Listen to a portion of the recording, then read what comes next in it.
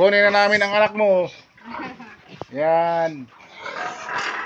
Tatlo. Nagkabili yung karon to. Karon to nukwaon. Ang ibayad pa wala. Saan nagkuha di kuwayan lang? Saan kuha kuwayan niya? Bilang mo carding. Karding. Asay sa balang mo carding katong ano. Manguha po ko diya. Promo will expire. Mag-expire na ang gwapo na siya oh. Oh, yun na ang kulungan naman ako ano, pugaran gani gina malata kontratong taas kasi kinabuhi. Mama Pro. Yan, ipa muna, walang budget. Dik. Lipat na kayo ng bahay, na-disinfect ko na yung ano. Tanaw sa ko oh. Kaigo na yung sako na ko. Sabay ang isa. Aki magkakabong ka oh.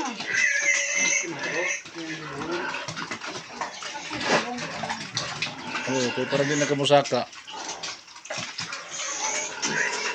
Guwapo kaya ang ano. Wala. Ang yang karo kaya himuan ni Long. Long, karo ko buhatan ni. Ha? Kinsa man? Kani? Oh, Si mahal. sumhal. Alberto kasi walang trabaho lang din na sa una. Ang wida. Inanay po yung kulungan himo. Hindi po no. Okay ang lock oh. Wala ka nag-isa dito.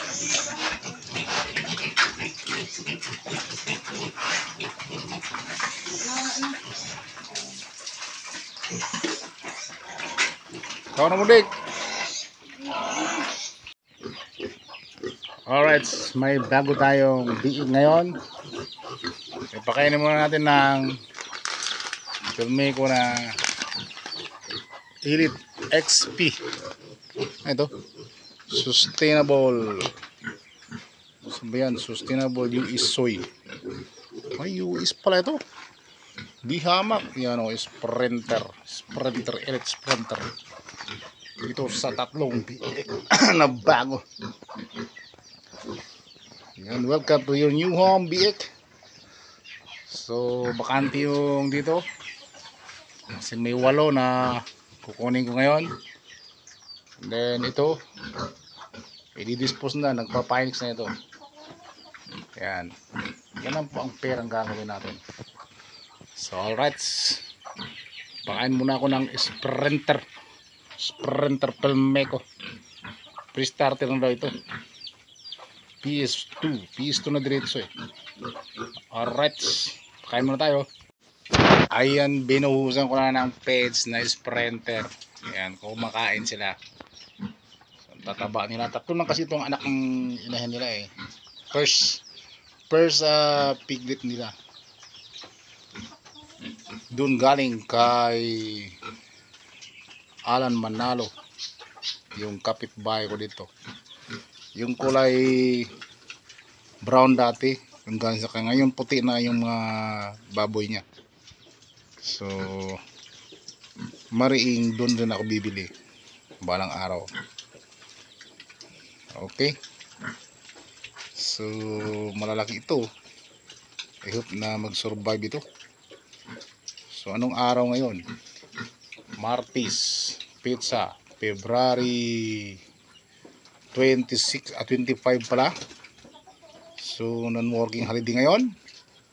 Andito, nagtrabaho ako dito. Magtrabaho ako daw doon. Pero gagawin ko muna itong sa biik. Yung malalaki na yun. Oh.